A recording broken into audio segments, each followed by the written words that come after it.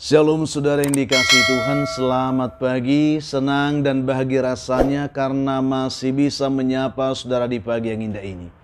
Doa juga harapan saya bahwa saudara semua dalam keadaan sehat, dalam keadaan baik tentunya, penuh dengan sukacita, diberkati Tuhan untuk sepanjang hari ini.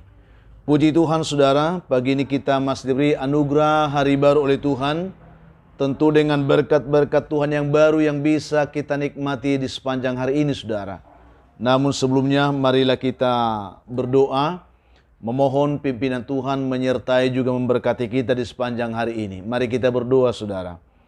Bapa kami menaikkan syukur kami kepada Tuhan di pagi yang indah ini. Bersyukur karena kasih setia Tuhan telah memimpin menyertai kami sepanjang malam. Juga sudah menganugerahkan kepada kami hari baru pagi ini.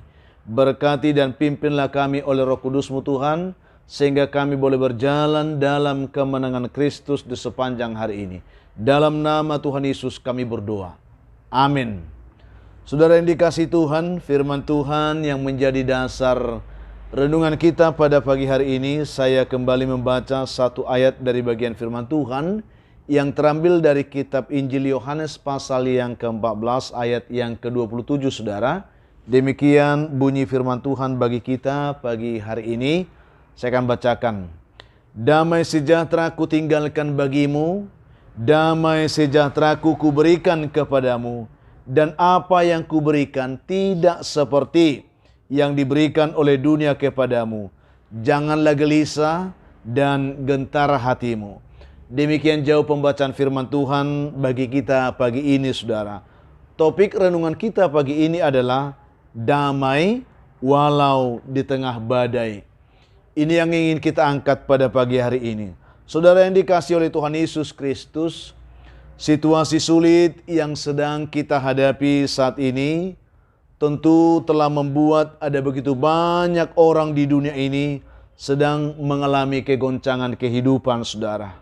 Di mana setiap orang sedang dibelenggu oleh kecemasan, oleh kekhawatiran, oleh rasa takut dan ketidakpastian hidup. Tidak terkecuali sebenarnya bagi orang Kristen seperti kita, ada banyak yang telah kehilangan damai sejahtera dan mereka sepertinya dicengkram oleh kegelisahan-kegelisahan yang tidak berarti. Saudara yang dikasihi Tuhan, renungan kita pada pagi hari ini berbicara tentang kedamaian hati. Kiranya oleh pertolongan Roh Kudus kita diteguhkan untuk tetap bisa kuat menghadapi kenyataan kehidupan yang sulit yang kita hadapi saat ini saudara. Dan oleh anugerah Tuhan kita juga boleh dipimpin untuk hidup dalam kemenangan tentunya sebagaimana kerinduan kita semuanya.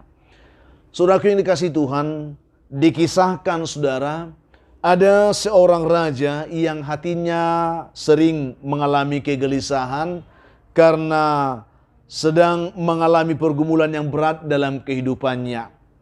Di mana dengan segala cara ia selalu berusaha untuk menemukan kembali damai dalam hatinya. Lalu atas usul para penasehatnya, raja ini mengadakan sayembara melukis tentang kedamaian hati. Ini yang diusulkan oleh para pegawainya.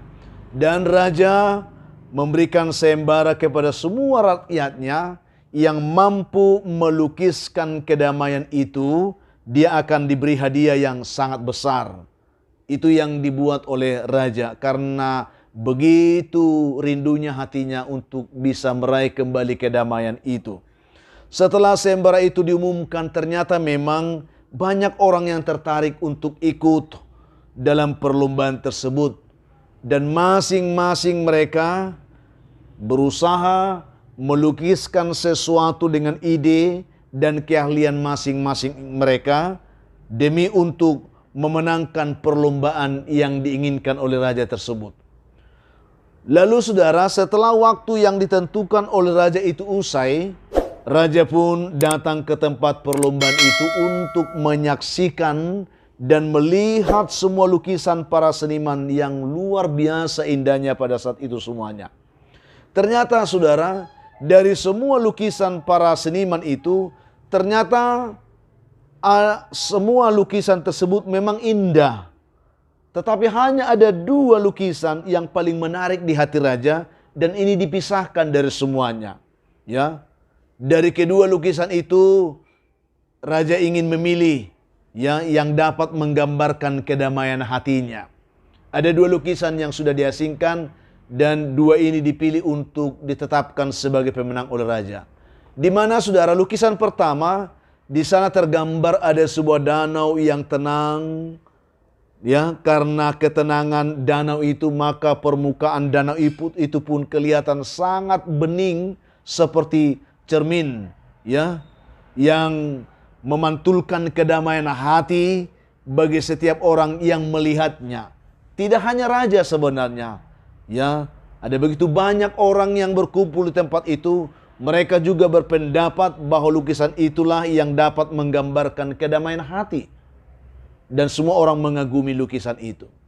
Dan lukisan yang kedua, saudara, juga menggambarkan digambar di sana tentang sebuah pegunungan, namun kelihatannya agak kasar, saudara. Karena gunung itu terlihat sepertinya gundul dan gersang.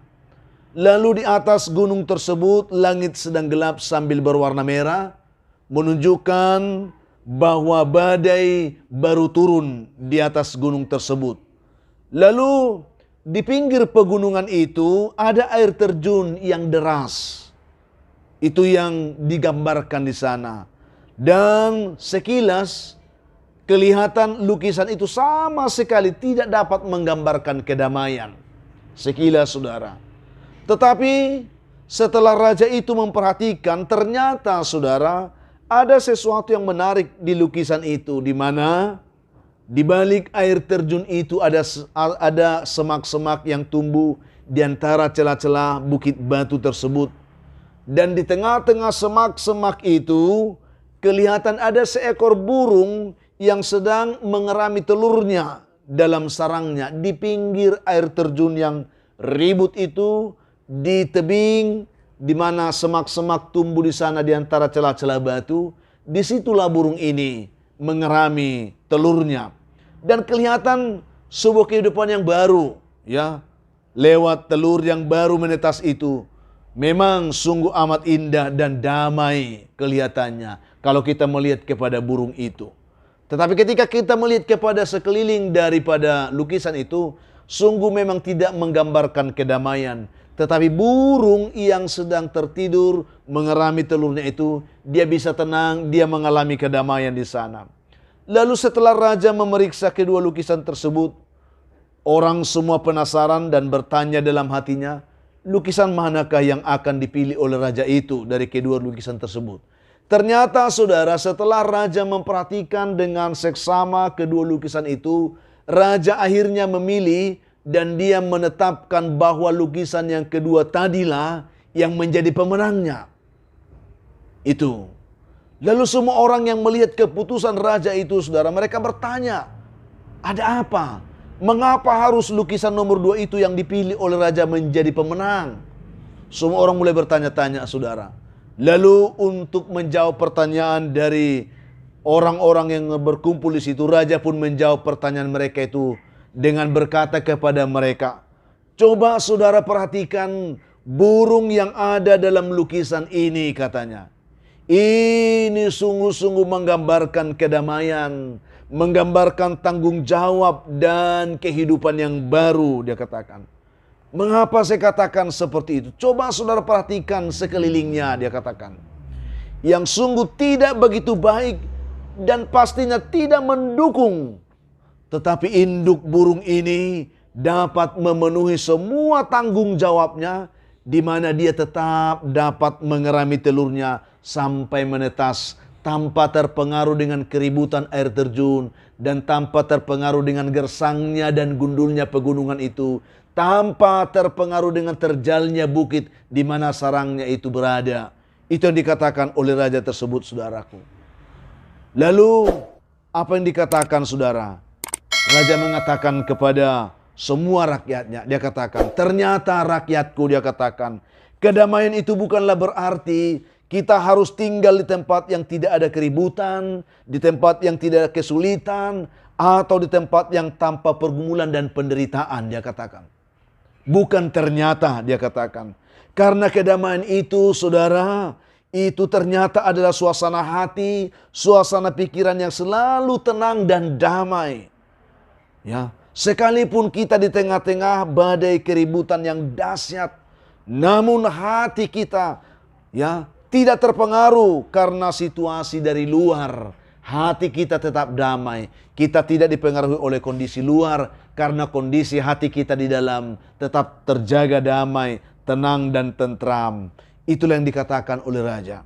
Saudaraku yang dikasihi oleh Tuhan Yesus Kristus, ini hanya sebuah kisah bagi kita pagi ini.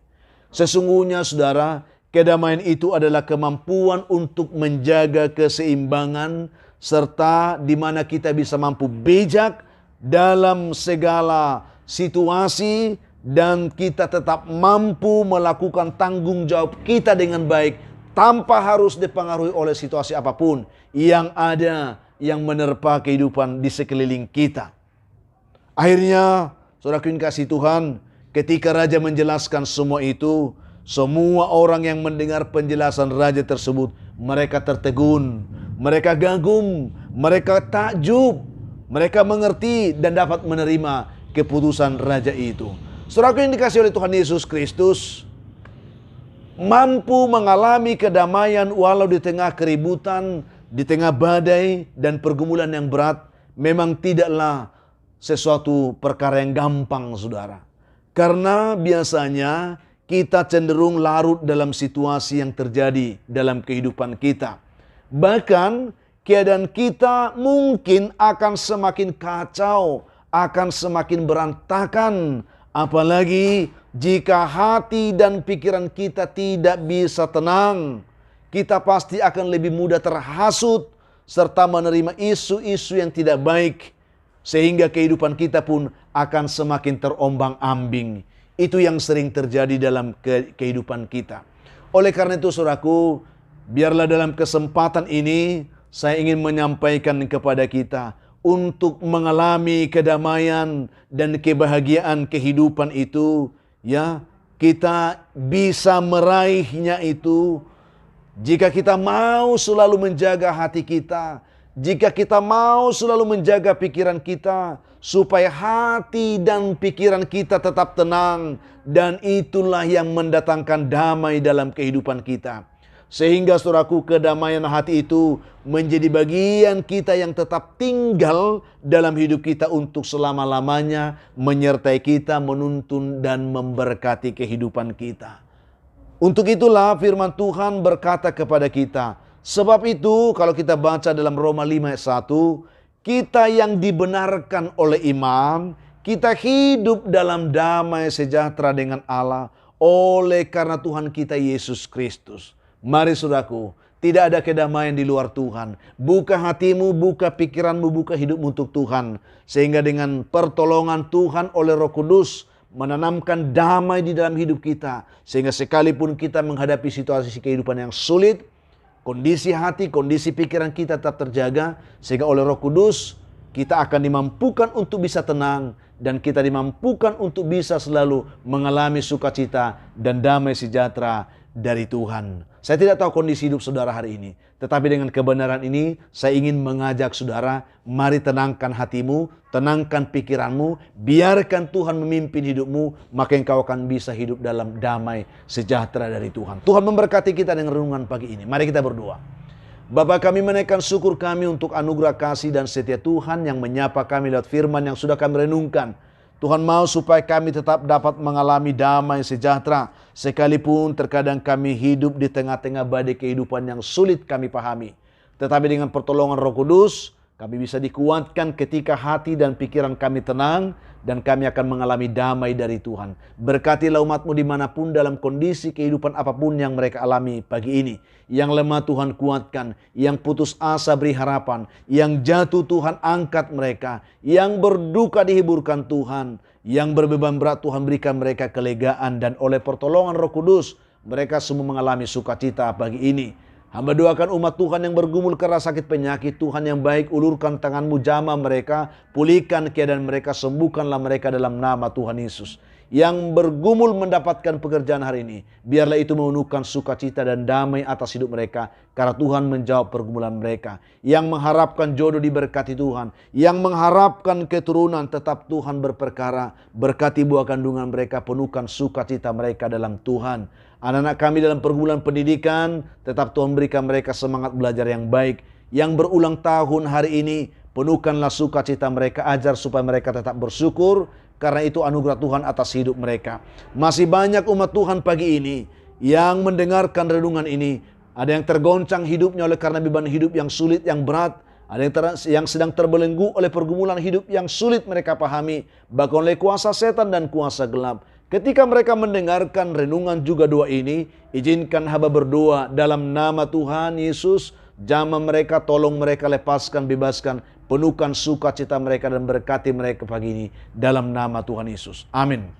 Saudaraku yang dikasihi Tuhan, apapun keadaan hidup yang mungkin sudah hadapi di hari ini, saya akan selalu tetap berpesan, tetap semangat saudaraku. Jadi kuat dalam Tuhan, jangan menyerah, ya. Bersukacita senantiasa dan mengucap syukur atas segala sesuatu. Karena itu pasti kehendaki Tuhan dari hidup saudara di hari ini. Kalau saudara mempunyai beban, pergumulan hidup yang berat dan memang saudara rindu didoakan, hubungi kami saudaraku di nomor telepon yang tertera di layar saudara. Kami siap membantu mendukung saudara dalam doa. Itu komitmen kami. Kalau saudara berharap menginginkan supaya renungan ini tetap selalu menyapa saudara setiap pagi, bantu kami dalam pengembangannya dengan selalu mau berkomitmen membagikan renungan ini kepada sebanyak mungkin orang, supaya sebanyak mungkin juga orang bisa menonton saudaraku, dan sama-sama kita diberkati Tuhan. Itu menjadi penyemangat bagi kami untuk tetap bisa berkarya. Berikan komentar yang baik di link YouTube kami juga. Bagi saudara yang belum like, subscribe, mari saudaraku, mari lakukan itu untuk mendukung pelayanan ini. Itu harapan kami. Akhirnya saya Pendeta Linti Dongoran, pendeta di GKP Jemaat Khusus Horesan Medan, menyampaikan sampai jumpa saudara. Di kesempatan lain tentunya, Tuhan memberkati saudara hari ini. Shalom.